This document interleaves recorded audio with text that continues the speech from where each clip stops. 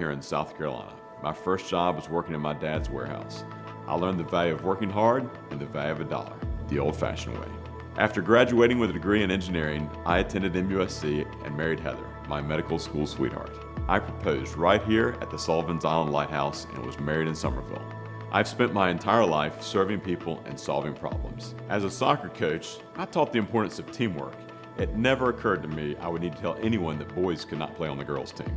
As an engineer, I learned how to break down complex problems and find solutions that worked. As a doctor, my job was to diagnose the root cause of an illness, not just treat the symptoms. When I was 10 years old, I lost my own sister because a bureaucrat's signature stood between her and a new life-saving ICU. Government regulations should not make quality worse and healthcare more expensive. Like President Trump, I'm an entrepreneur who has solved problems in construction, real estate, and finance. My most important job is being a Christian husband and father. Like you, I'm worried about the country we're leaving our children. At home and in all of my professions, I've had to balance budgets and solve financial problems. My parents taught me to leave things better than I found them. Can we say we're doing that in our country right now? When I look at America today, I see a country with deep underlying problems that career politicians either can't see or won't fix. We have an out-of-control national debt, which will cause hyperinflation when we have to print money to pay it off. It's not the politicians and bureaucrats in Washington who will suffer the most from those skyrocketing prices.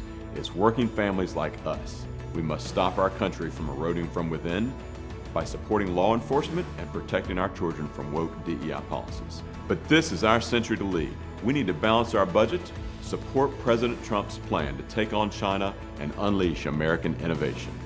We need to win in artificial intelligence and win in energy to secure our future. I'm Dr. Sam McCown.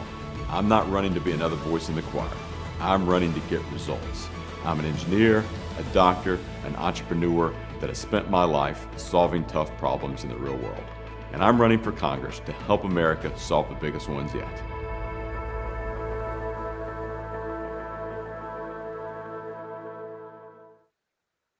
Wow. I hope you guys felt very inspired listening to that today because I do have a special guest with me. But before we begin today's episode, what I want to do is begin with prayer. So I'm just going to take a moment before we start to just start that way. So, Lord, we just thank you for this opportunity that we have, Lord, in this great nation to elect leaders, to set forward in motion the future of South Carolina.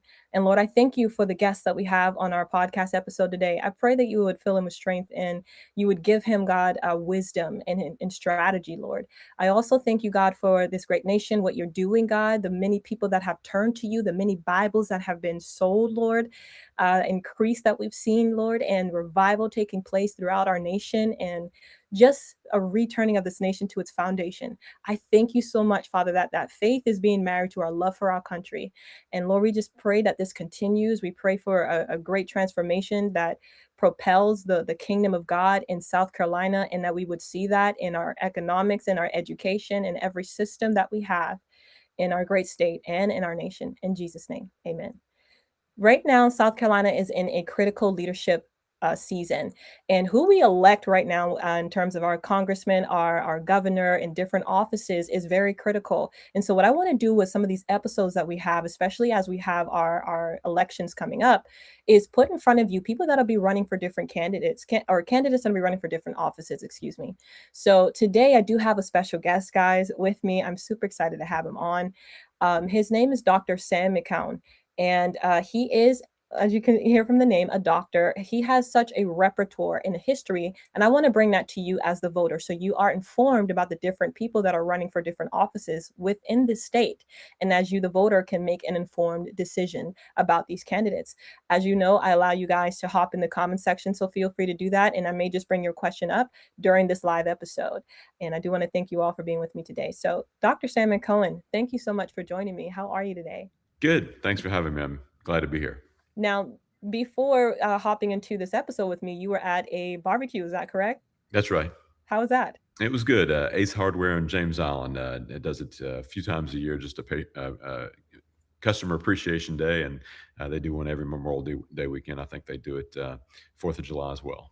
Oh, that's awesome. Okay, that's great. You're making so many moves in our community, and I'm grateful to have you on. And I'm also grateful for the times that we have met, like in different events that we've been in.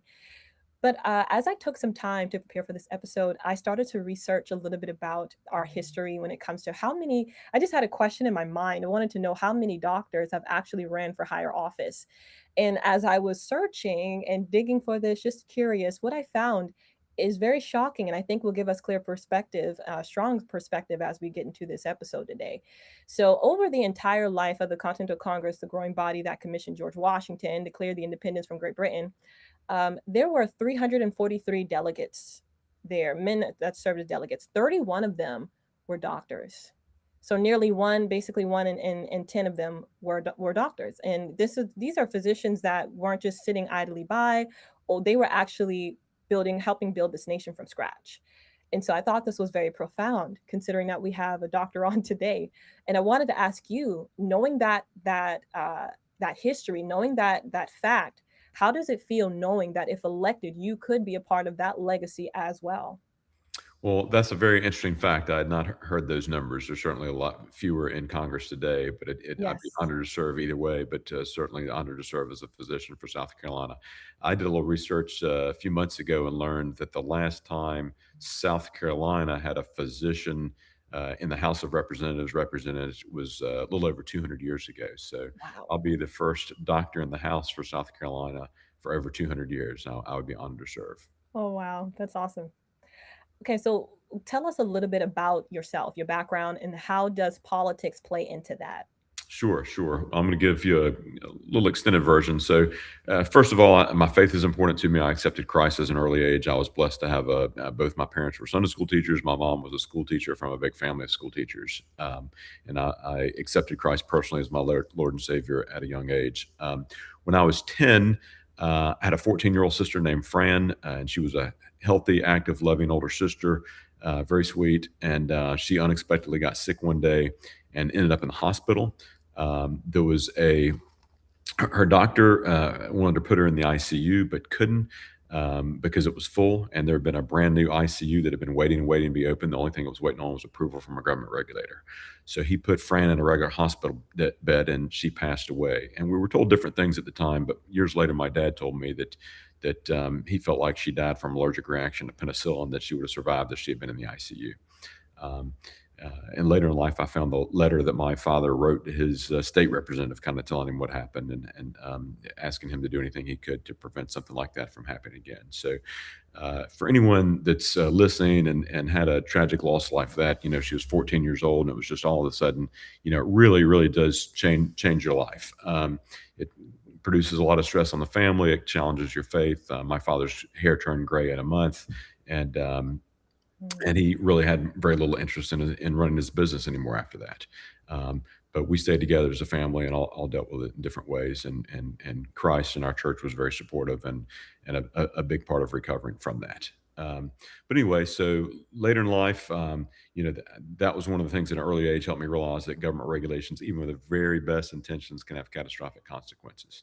Mm. Later in life, I decided I wanted to go to med school. Um, but I wasn't great in biology and chemistry. I was always good with numbers, and I was scared that I couldn't get in med school. So I did mechanical engineering undergraduate, kind of as a backup. But fortunately, I was able to get into med school. And my friends say I still think and I analyze things like an engineer a lot of the times, and I think it helped me in medicine as well. Um, and so I started investing in various things at a very young age, and set savings goals long term. And anyway, I did medicine for a long time, but I also was an entrepreneur on the side, working in construction, real estate, and investing and doing various things. And some doctors can get home at night at 4 a.m. and wake up I'm sorry, and go to sleep at 5 a.m. and then sleep for 5 hours and recover. And I did. I would go home, if I got home at 4 a.m., get to sleep at 5, my brain would wake me up at 6, and I'd be exhausted with my family the whole day. So after praying about it for several years and talking to my wife, and since my side gigs, so to speak, were going well, we decided I should retire from medicine. I miss it. I love radiology. I love the patients. But so I've been able to work in a lot of different industries and have had success in other industries. And every step of the way, I've been able to see how government regulation really, really slows the economy. It's a drag on families. It's a drag on employment. It's a drag on businesses. So having experienced all that, I've always my parents were always trying to give back to the community. They taught me that we're blessed to be in this country. We're born in the greatest country on earth, and we have to work to keep it that way. So Mhm. they always volunteered for things and set a great example for me. And I've tried to do that. I've worked on. I was chairman of the board of a homeless foundation. I've been on the scouting, my local scouting board at the time, and various things like that. I've been on a hospital board as well. But I've always been concerned about our country and particularly the debt that it's been piling on. And we can talk about that more later. But I've tried to support candidates quietly in the background when I think there's good candidates out there. Um, and I'm the kind of person I'm happy to be behind the scenes. I don't have to be in front of the camera. And I wouldn't be running for office today if I thought mostly career politicians that were in Congress were addressing this. But that's what's driven me to run is I've kind of always been a good financial problem solver. I think that those are some of the biggest long-term issues that our country faces. And I feel like all too often politicians are trying to get the short, quick fix when we really need long-term solutions. Hmm. Now, one of the things that surprised me when I met you was that knowing your background, how much success that you've had. I think you're actually funding your own campaign. Is that correct? That's correct. I've fund the vast majority of my campaign. I think for a lot of people running for office, when they get in the congressional salary and things like that, it's a financial win for them. Certainly, I learned in the process that attorneys a lot of times it's a benefit to their business. For me, I've put all my career stuff and investing I've done to the side. I've always been a stock investor, for example, and I've stopped doing that during the campaign, and I'm not going to do that in Congress because we have so many ethics problems in Yeah. Congress where people are trading on inside information, basically, which should be illegal. I think they should just be arrested for it. But we Yeah. need we need ethics reform in Congress. So yeah, to me this is giving back to the country. I'm investing in it. I'm gonna run one time, make this investment in myself. If people choose me, I'm gonna work as hard as I can to serve our country and bring it to a better place. To me, it's giving back. I think the key thing that keeps surprising me about you is that you're like, even with all this success and what you could bring to the table, you are very humble. And even people I talk to that know you say that same thing about you, that, for the success you have, the man of God you are, you're extremely humble. And I can definitely say that having met you a few times and being in different spaces with you as well. I want to ask, was there a particular moment that you felt that or saw that you needed to step in because South Carolina needed stronger leadership or different leadership? There wasn't any sudden rapturous moment in time. I've just, like I said, always watched politics, and I've just been disappointed. And I feel like politics, of course, if you look back in history, there's always been animosity and fighting in politics. Mhm. But in my lifetime, it certainly seems like there's a lot more vitriol today. Yeah, And unfortunately, part of that social media, anger is what gets you clicks. Anger is what get people to watch. And yeah. and my parents taught me, to respect everybody. Christ said to love everyone, treat your enemy as thyself. And I don't think there's enough of that throughout the world today, and especially not in politics. That's yeah. Um, I'm glad that you hold onto that so strongly that those values never left you, you know, in the course of this whole thing. And if you are elected, that you continue to be that example. I think it's going to be very powerful. And Thank then, and also what I've seen from you too is even in your campaign. Sorry, I see my camera is focusing on my cell phone. Forgive me, guys. It got a little blurry there. So I see even with your campaign, even like there's values that you are not afraid to say that you stand for. Like you mentioned that you were, I think it was soccer, correct? And you didn't realize that you would have to tell boys that they couldn't be in women's sports. Like you don't sugarcoat that, or capitulate to what you think the voters would want or what you think a certain party would want of you. There's an independence there and a sort of set of values. And I think that's what we're all looking for now. In a line with that, what do you believe are the biggest issues everyday South Carolinians are facing now? Well, since you brought up values, let's talk about values now, and then let's come back to overall national issues. But in our country now, it's just very sad to me. I've always thought our country would collapse from hyperinflation caused by money printing, and I'm still concerned about that, and that's what I Mm. want to address. But we have this issue now, DEI, where we don't promote based on um, based on quality of work. It's not promotion based on merit. Yeah. And we also have this wokeism. And someone was asking me, well, what is woke to you? And I was like, well, people aren't born racist. I don't think we should teach people that. We're all sinners, but we all need to treat each other and love each other the same in life. And again, try to follow Christ's example. I've so many people have told me what the Bible says, but until you read the Bible, I really don't think you understand it as well unless you sit down and try to read it in totality. And the New Testament to me was about Christ's love and Christ's love for others, and the forgiveness of sins, and to realize that we're all sinners. But yeah, um, uh, I've met a lot of people that are very concerned about girls feeling like they're born as boys and stuff like that. And I just point out to people, it's normal for kids to struggle through puberty, and instead of adding to the confusion, we need to be supportive and loving. But so many people have been told they needed sex changes and undertook sex changes as teenagers, and then later in life, very very short time later, they regretted it. I could sit here and give you examples. I won't take a lot of time for that, but it's just very sad to me. We all struggle in life, and we all need to let these young kids that we know are struggling. I'm the first person that's always said government should stay out of the house. Parents should parent their kids like they want to.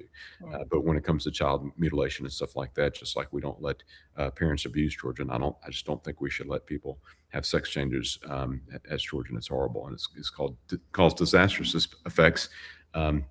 And it's not, if you're not a Christian, don't look at it from a Christian point of view. Just look at the medical studies that have shown that overall people have been less happy with them, not more happy with them.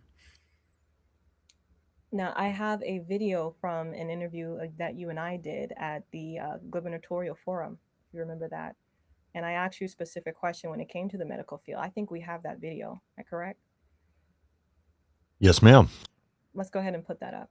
As far as healthcare goes these days, I think of all the candidates in the race right now, I have more business and medical experience because I've worked in the hospital and I've also run businesses.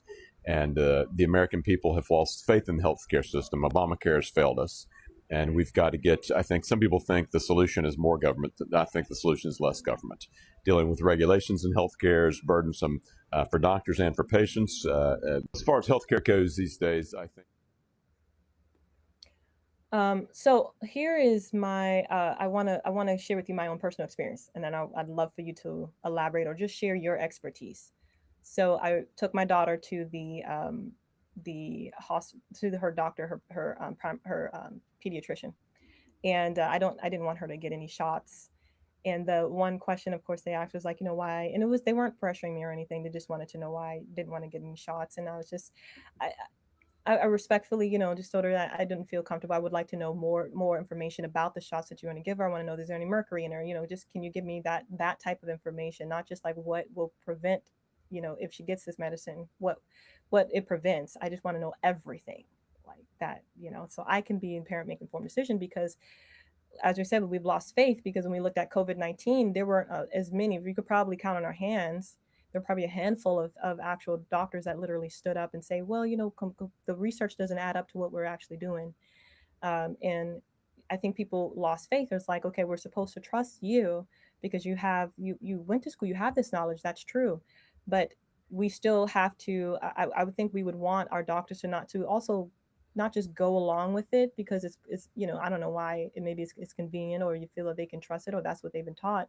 But to also, look at the entire picture. And if we can find a different solution or do something different, or even if it goes against values, that you can stand up for that and we can trust you in that.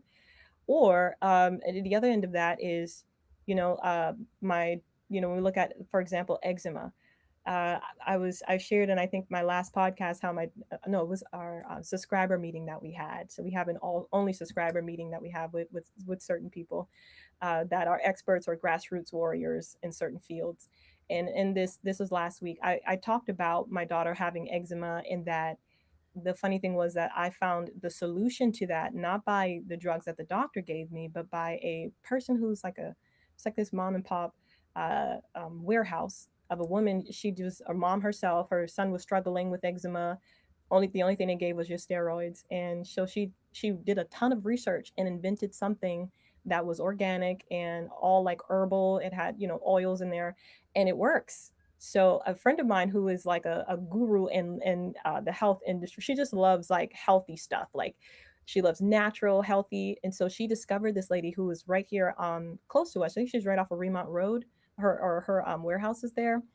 And she was like, if your daughter's struggling with that, I wouldn't continue to use the steroids, which the doctors did tell me, how to use it so that way it wouldn't damage my daughter's skin. So, they did all of the protocols they're supposed to do. But I was just wondering, like, why can't you give me something else that's more natural, like, or create something as a doctor? But I found this lady, and I decided to check it out because nothing else was working. My daughter has to constantly go back to that. I tried so many different things that was recommended, not just from the doctors, but from people in my community, and nothing worked. So finally, a friend of mine told me about this lady, and I did it. I bought her stuff, and it's called Genotype, and it worked. Like within the first night, I gave it to my doctor. My daughter the next morning, the redness on her face was gone. Like, and it's still like that. Like she's still good. No issues. Don't have to go back to the steroid cream. And I just kept wondering, and I don't want to put all the doctors. I mean, it's great that we civilians, we step up, and we that don't have a degree, and we do our part in this community and in our nation. But I was just wondering, like, why didn't we have doctors that could create something more organic? Like, why don't we have more pride in that? Like going an organic route. And is it really just all about money? I don't know, because I'm not in that industry, but I'd love your take on that.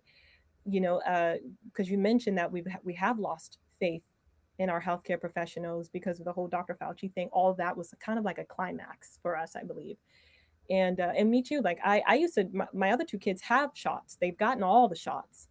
This one right here, though, as we're discovering all these things, and you see a lot of things online, a lot of podcasters are saying stuff.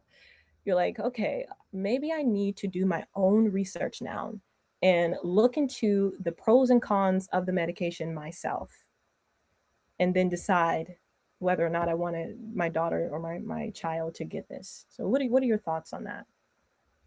That's a great experience to listen to. Thanks for sharing that. So, some personal experience. Yeah, I'm a father of four. So, like a lot of people that want to be a better parent, when my kids were little, we went to listen to a speaker. I think it was at church, talk about parenting. And one of the examples he gave was, he said, you know, a lot of times you have a mom with a new child and struggling with something with that child, and her next door neighbor has had 9 kids on one side, and the next door neighbor on the other side is a child psychologist. And who do you ask? And we're kind of taught to believe, Mm, go to what I call ivory tower syndrome. The great ivory tower. That's where the experts are. They know. So do you ask the child psychologist that has no kids, or the mom of 9 next door? Um, and I don't think either one is right or wrong. They've just had different types of education, and I think it's good to listen to everybody and make your own opinion.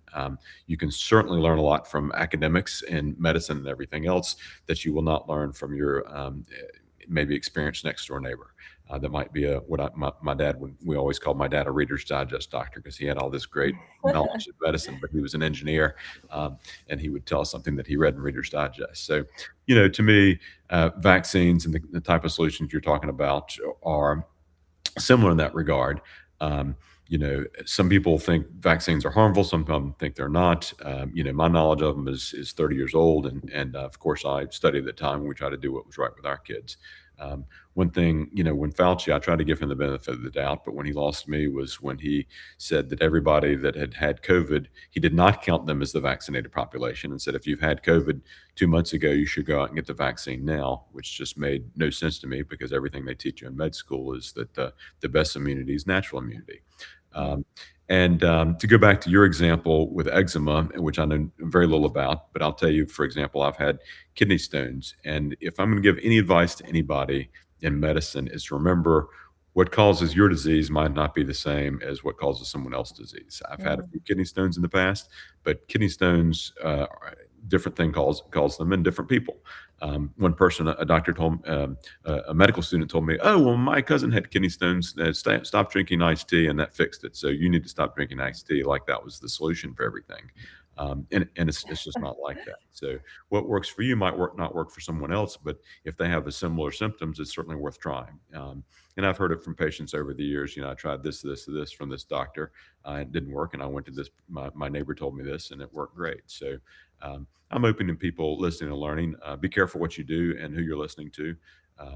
But healthcare is built it's great. I love my medical education, and I'm sure I've helped thousands and thousands of people with it. So I don't discount it at all. But I'm always open for people trying other things as long as it's not harmful to them. I love that. Okay, essentially we work together, and the parent, I guess, at the end of the day, has to make the best decision, Right, right. or the decision they feel is the best. And people ask me about vaccines. To me, the big point there is I certainly don't want federal government mandates with vaccines. So much. Um, it's the slippery slope to serfdom is always during a time of fear that you lose your civil liberties, right? Mhm. So we're all afraid during COVID, and the government says we're here to help you, and we're going to make you do this to protect everyone. And the vast majority of the people go along with it and give up our liberties, and then now you've given government more power. Um, it kind of goes to businesses being open. I don't think the government should have the power to force you to close a business in a situation like COVID. It should be up to you and your customers and your employees. Agreed. Now, the other thing I wanted to move into when it comes to, and the voters and what you're seeing. I know you say you were at the barbecue, and you are in different spaces. So, what concerns do you hear most from voters as you travel throughout the state? Yeah, so I've knocked on over 2,400 doors campaigning now. I've always looked at myself as the workaholic. I'm not the smartest person. I feel like I've got where I was by always trying to be the hardest worker. I was never the easy straight A student. I was always the one that struggled to get good grades. And what I hear from people is people are still concerned about the border, keeping our border secure. But people are concerned about affordability, and we have an affordability crisis in America. Um, and we're going to keep having it if we don't address our spending.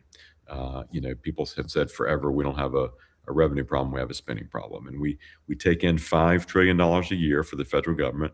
We spend $7 trillion. I think before COVID, a lot of that was mostly waste, but since COVID, to reasons I won't go into, I think so much more of it has been fraud, and so much of the fraud is being exposed right now. Only a very small amount of it. When you see a small bit in one state, I think that gives you a hint what's going on in all the states. And there's just all these improper incentives. There's no incentive for state governments because a lot of times the money that's going out the door is matching dollars. So they want to get those matching dollars. So they look the other way for the fraud so they can get more matching dollars next year. When you look at the Medicaid numbers out of California have gone up astronomically in the last 6 years, and it's just that. But we need to look at it in all states. But talking about affordability, so how does that affect affordability? Well, then you've got money going out the door to fraudulent people, and that encourages other people. Hey, I can't get what I'm due.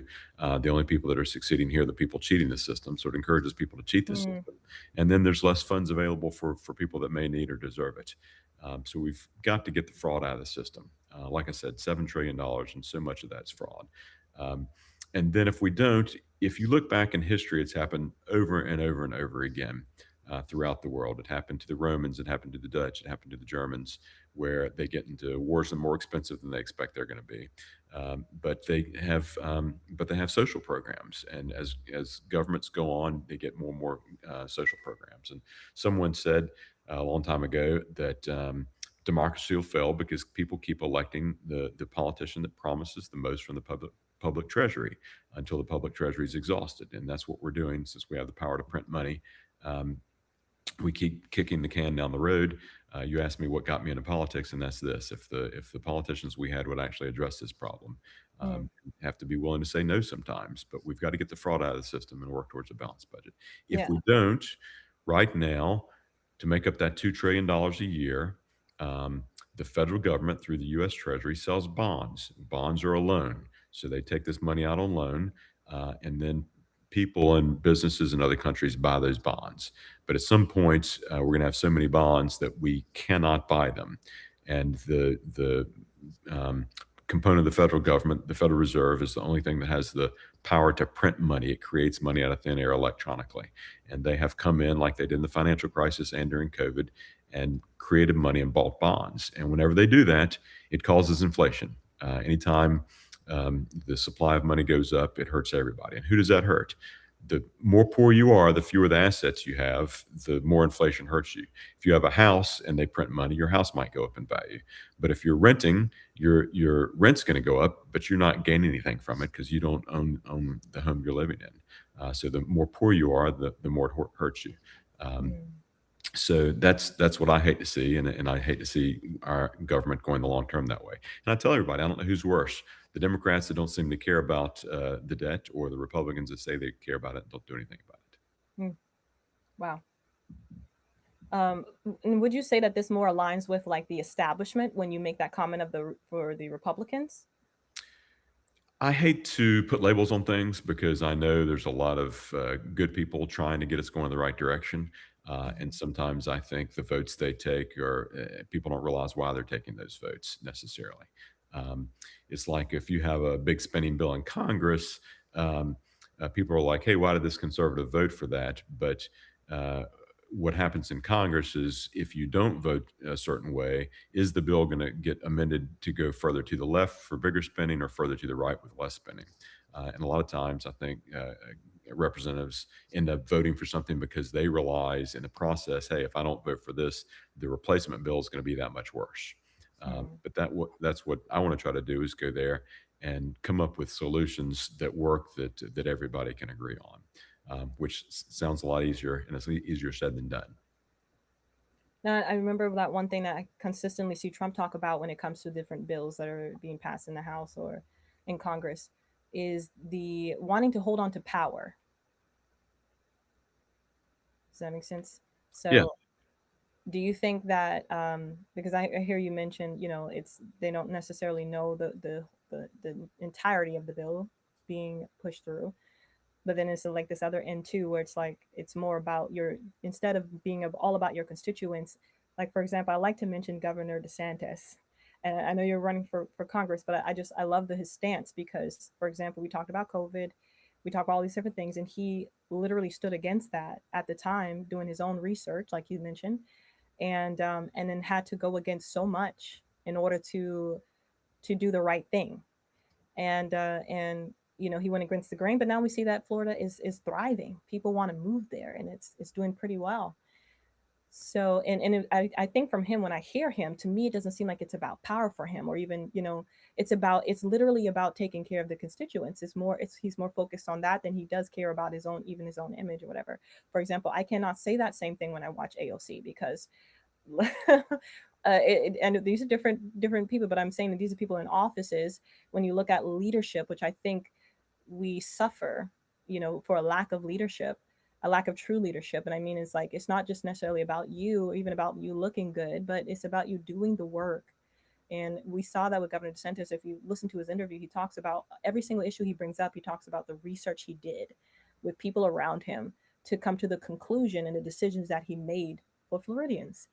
And I mentioned AOC because when she was at that Munich conference and she gave a botched answer, it was more so about saving face than it is about just openly admitting like I'm not too familiar on that, or I don't want to answer that because I'm not like well versed on that. Like just admitting it, I guess, was instead of just you wanting to say something that still makes you look good and that you are informed on geopolitics, and then later trying to get on a video to clear up the air.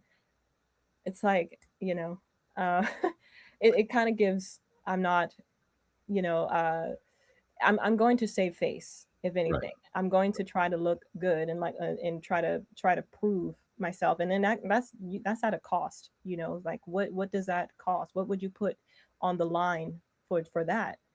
And I think what true leadership is, it's, even if it costs me this office or whatever it is, I'm going to do the right thing. And yeah. Well, when it comes to power in government, I like to point out several things to people. The A lot of times, the people I have the most respect for are the ones that want to give up power. And George Washington was president for 2 terms, and then they tried to get him served for another term, and he said, "No, it starts to Hmm. look too much like a kingship." He set that No, precedent. Yeah. what's that? I said he set that precedent. Yeah, and That's that how was we do it great, and now. we did it, and everybody followed that until FDR. In which time we had to do a constitutional amendment to fix it so people didn't stay in forever. But I, point out to people that, I had an aunt one time that told me, "Hey, I don't want this done at the local or state level because there's too much corruption here. I think this should be done with the federal government. And I had a completely different opinion because I think corruption follows the money. Whoever's paying the most money is the one that's more incentive for you to bribe. And the federal government just has more and more power, and Congress has abdicated its power along the way and given up its powers granted to it in the Constitution. Um, I think that's been a mistake of Congress in the past, but it's just too easy to turn over power to others. Then they can blame them for it when something goes wrong. Mhm. But money is power, and if we follow the Constitution, we shrink the federal government, push power back to the states. Because I'd rather have 50 competing states competing to try to make everybody happy than one federal government deciding what's right and wrong for everybody. Um, Agreed. Yeah. and President Trump's done a lot of that. He's really tried to shrink the federal government. By law, he can't do away with departments, but he's done what he can to legally shrink those departments, and that's taking power from them. And it'd be great if Congress would follow up and codify that. I'm going to keep going with one example I love. I'm not a Supreme Court historian, but I learned, for example, that in the early 1900s, there's the Commerce Clause in the Constitution says that the federal government can only handle interstate commerce. They can't be involved with commerce within states. And there was a farmer that, and the federal government was saying we're controlling the sale of grain at the time.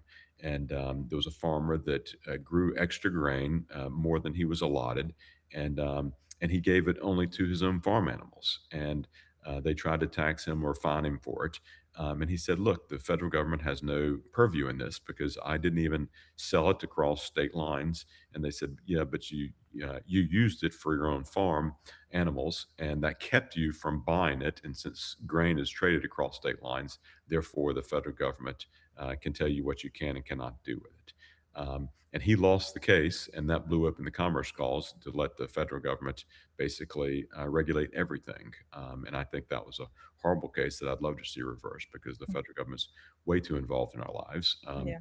Some states have super regulated and very restricted. If you want to live there, that's fine. But I think right now we see people fleeing those states for more Republican-led states, and where I think people are happier because the government's smaller in a lot of states.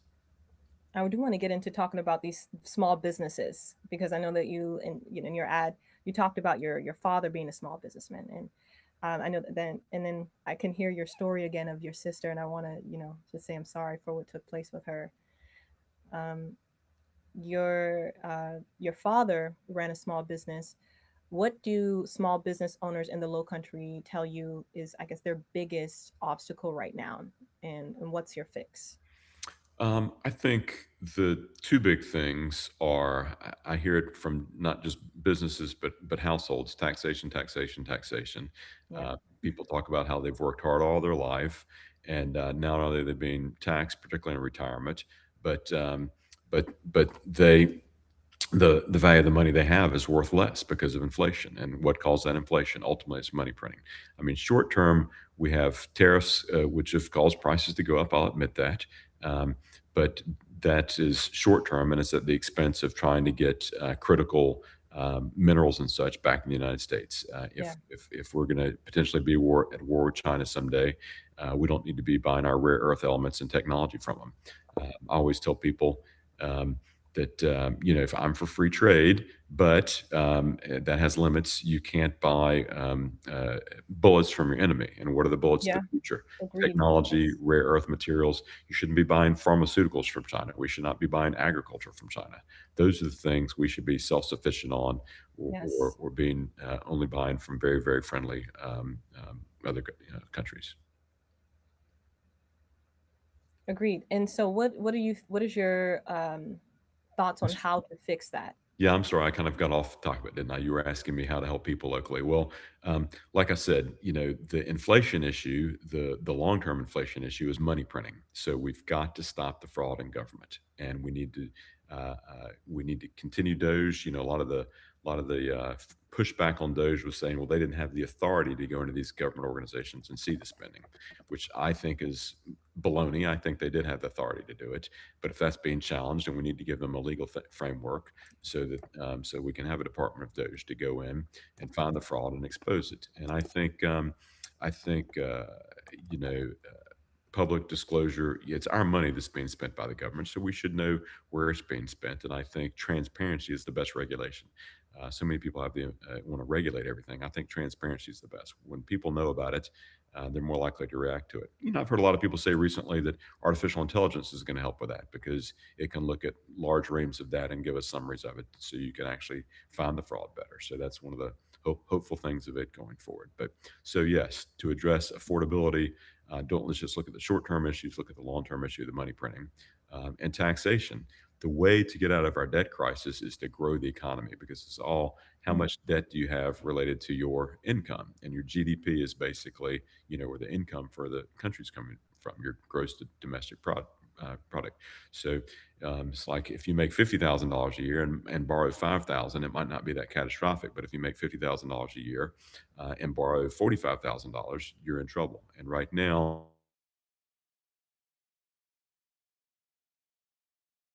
115% now. My image froze. Can you still hear me okay? Yes, I can still see you. Good, It's good. just a little blurry, but All I right. think on my end too. But I think we're good. I think All we're right. still good. Sorry about that. Just Yeah. you and But anyway, so the way to get out of our debt situation is to grow the economy. And to grow the economy, you've got to deregulate so you don't burden businesses. And then we can grow the economy and try to get out of our debt crisis.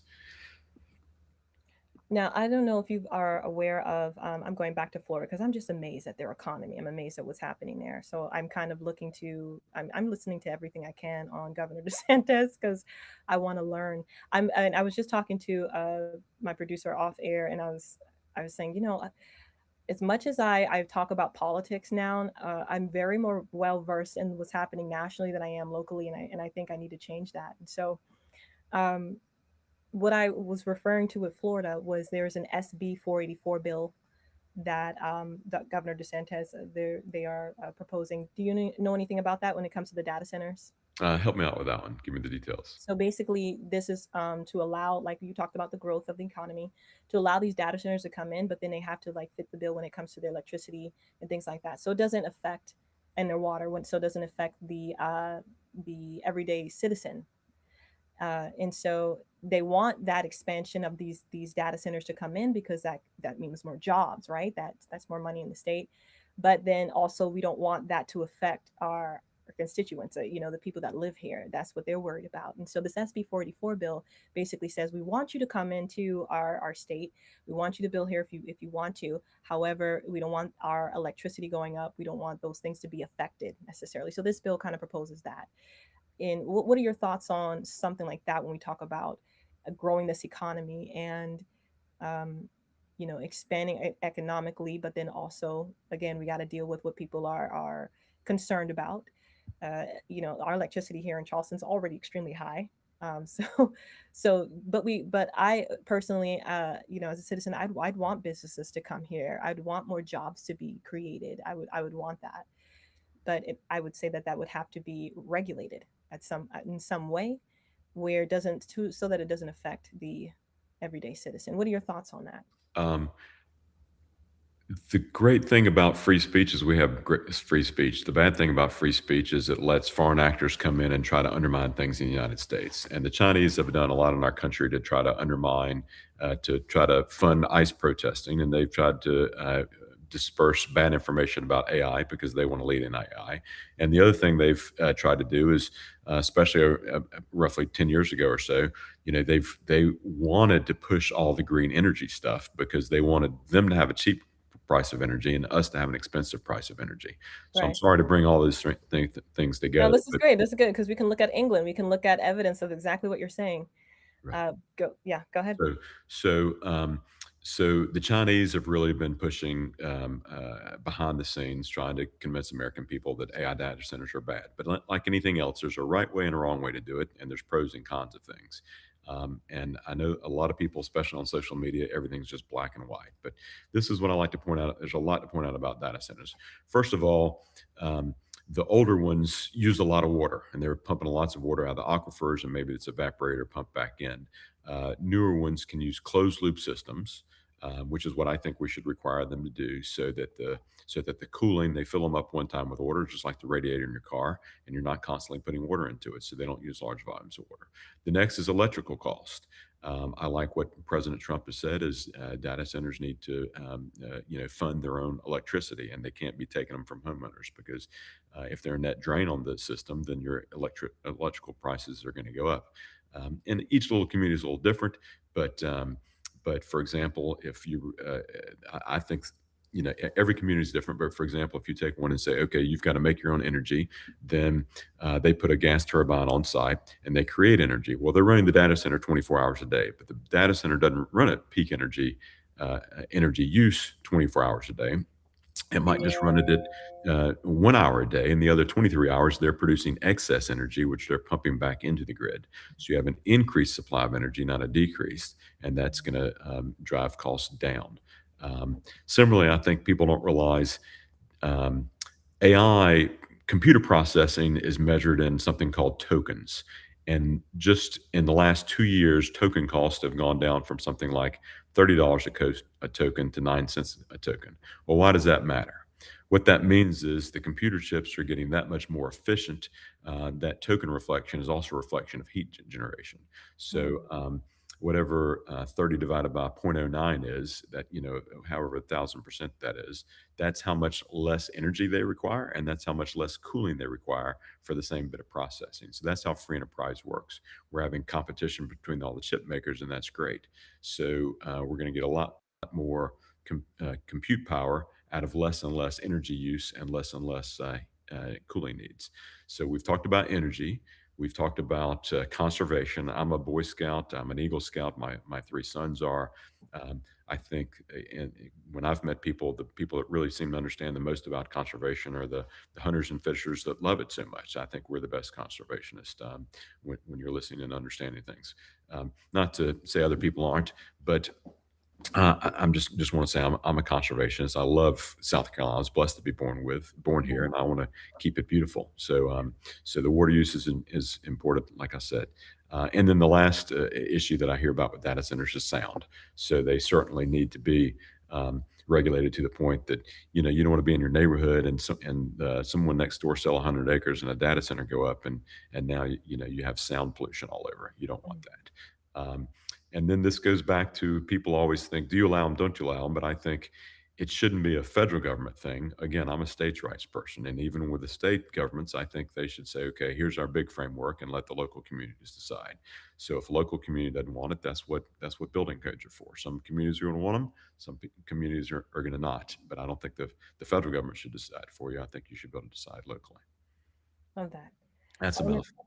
yeah, that's great. Thank you so much for Can I diving say into one it. more thing about AI? Go, go. Yes. Okay. So I like to point out to people that, if I asked you, if I told you there was a new technology coming out and it was displace 80% of all jobs, would you want to stop that technology? And a lot of people say yes. And I say, well, then you just stop the tractor, because when the tractor came out, the majority of the population in the United States was working on farms, and it Mhm. displaced them, and they got new, better jobs in the city. Um, and you can look back in history when Great Britain industrialized, there was the same problem. People thought, hey, we're doing all these jobs manually. There's not going to be new jobs. But if you look back at, and I've had so many people tell me AI is going to be different. But that's what they said every time a new technology came out. Mm. When the loom came out, India said, we have millions and millions of women making rugs by hand. If we let the loom succeed, then all these women, they're already in poverty. They're going to be in worse poverty and not going to feed themselves. Japan did just the opposite. They didn't regulate at all. The loom came out. It displaced a lot of people because of increased productivity. Look how much more successful Japan has been with their free enterprise system than India trying to protect people from new Mm. technology. I think AI will be the same way. It's scary. I think we need to be careful with it. We need to be smart about it. Yeah. Um, we don't need to take it for granted, but we need to not overregulate it either, because it's going to increase productivity, and people will change jobs. Just like there's very few people that know how to repair horse and buggies anymore. I think that's a good thing. I think the car has been a net improvement for the country. The internet's caused a huge change in the job market in the world. I mean, look where we are now. You're probably too young, but now compared to where we were 30 years ago before much internet and social media, the world has changed so much, and it's so much for the better. Yeah. And we're way ahead in the AI race than China is right now because of the moves that Trump has made. Mhm. I'm very grateful for it. I've seen it in my own life. Just to throw my little 2 cents in there. I've taken a course on AI, and I'm still doing one right now, and in my own work with as a creator, as a beauty creator, and it literally makes my day so much faster Yep. when it comes to even. I mean, there's an AI tool that you can integrate into your email that will respond to you. You just give it the prompts, and tell it what you want to, kind of like a template. You just tell it what you want to say, and like if I have deals and contracts and stuff, it doesn't mess with that, but it just does the initial contact, what I would usually say, and things like that. So it's you can have that integrated. And I know Gmail already has, I think, Gemini or something like that that helps, but I'm talking about it. You can integrate even a different system that will respond for you in certain emails. So it's like, and that's kind of helped me a lot with my emails, and getting things down, and responding to the deals and contracts that I have with my on my beauty channel. So it's been tremendous. I can tell you that on my scale of things, where it's creator world. Right. It's great. I hear great examples like that all the time. It increases productivity. That's the whole thing. It increases and people say, "Oh, well, people are Yeah. going to lose jobs." Well, jobs will be shifted, and the younger you are, you're going to benefit because you're going to use the technology better than I am. Hmm. Because you're used to learning new technologies and moving forward. So that's what I tell young people: whatever job you want to go into, don't hesitate. Do what you love. Do something that you can support yourself with, and learn how to use AI and other tools with it to make it better. Increased productivity is always better for society in the long run. Okay, so when you talked about the border, I want to get on that too, because you mentioned that that was one of the things that voters tell you is also of concern, right? Um, so can you dive a little bit more into that? Like, how does the border manufacturing or trade impact South Carolina directly? So, we're a country of immigrants. I'm a Christian. I want to treat everybody fairly, but in our country, we have vast entitlement programs. If you go to the ER, it's not an option for whether or not they can treat you or not. The government requires them to treat you. Hmm. They used to say, well, the law says they're required to treat you if it's an emergency, but there have been too many lawsuits on things that where the ERs turned away people that they thought um, where non-emergent turned out to be. And so ERs generally just treat everybody. Education is given to you free. It's not free. The taxpayer pays for it. Insurance costs go up because of so many illegal immigrants. So it's not that I dislike these people. I want to help everybody that we can. But when people come across the border illegally, number one, they're breaking in line to the people that are applying and trying to come legally. Hmm. And number two, it is an additional burden on the system. Do we get labor? Yes, we do, but I also don't want to take advantage of people, and so everything needs to be done in a fair hand like that. So when I talk with people, so many people are fearful that if another Democrat comes into office, well, first they're fearful if we lose Congress, then we're going to have two years of impeachment, and next they fear that when the next president comes in behind Trump, that the Democrats are just going to open the border again because they've Yeah. seen the devastation it's created on our country in a lot of ways. And I don't mean to discount the good people that come here to work hard, but again, we've got to follow the laws. You can't say, oh, well, this person's nice and they broke the law, so I'm going to let them off, and this person's mean and they broke the law, so I'm going to put them in jail. That's not the way laws work. They need to apply to everyone evenly. I totally agree with that, and that's a biblical thing as well. I know we are getting to our time here. This is such a great conversation with you. I want to say this comment that I got from Dennis Handel. He just said, and I'm thinking that this is referring to our back to our conversation when we were talking about whether we go to the psychologist or we go to the mom of 9. So he said, yes, take in as much info as you can consume. Listen to experienced parents, listen to book professionals, listen to truth, your truth. Everyone is different and no one fits into another's box. Great comment. Yep, yep. I like your truth. Because again, what works for one person does not work from the other, and people need to be comfortable with their decisions and not have decisions forced upon them. Yeah, I agree with that. And then also we can't negate also that there's an objective truth, which is the word of God. Oh, absolutely. And yeah, so I agree. Okay. So guys, I hope that this was very informative. Dr. McCown, thank you so much for joining today. I do want to encourage you guys that make sure you get out and vote, number one. Make sure that you are informed as well. I hope that these episodes that we have allow you guys to hear more from our different candidates that will be running for different offices, and then you can glean from that. And again, I encourage you guys, if you got questions, if you're watching the replay, I encourage you to ask those questions too. Um, and I'll be happy to try and get those to Dr. Sam McCown so he can answer. But these I think are very vital, and I think we cannot stay, just idly by and allow this time to just to be dismissed. I think it's very important, especially as a Christian, with the momentum that we have. God is doing something in this nation, and we have to participate. We are called the ecclesia, which is the governing body, so we are called to participate in every aspect of life. And I want to encourage us to do that. If you have not already subscribed to my subscriber community so you can be in on those conversations, these are with experts. Last we had was Iranian expert Inez Cyrus. She was with us this past week on Monday. And then this coming month, we meet once a month. We'll have Gino will be joining us, and he's a grassroots warrior. He wrote a book about the schools in Chicago, and he's making a huge dent, making huge waves in that education system with the knowledge he has and with exposing certain things that are taking place to better our school systems here in America. So make sure, if you want to be a part of those conversations and you want that information that will help you to be able to stand before our city council or school board meetings with informed information and not just reactionary, but you can articulate and be, calm with that, articulate it, but make the change that's needed to be made in a very in a Christ-like manner. So Can I say join one that. thing in closing? What'd you say? Can I Sorry. say one last thing? Yes, please. First, I just want to say thank you for having me on here. It's been great. I've enjoyed getting to know you as well, and thank you to the listeners for being in. And I just want to say I'm the only one that, my opponents may all be nice people, but I'm the only one in the race that can say they're a political outsider, a doctor, an engineer, an entrepreneur. I feel like I've had a lot of success across a lot of industries, and I want to bring that success to serving our country. So please go out and vote. Early voting starts May 26th, and election day is June 9th. So again, thanks for having me on here, Leisha. I appreciate it. I appreciate your prayers.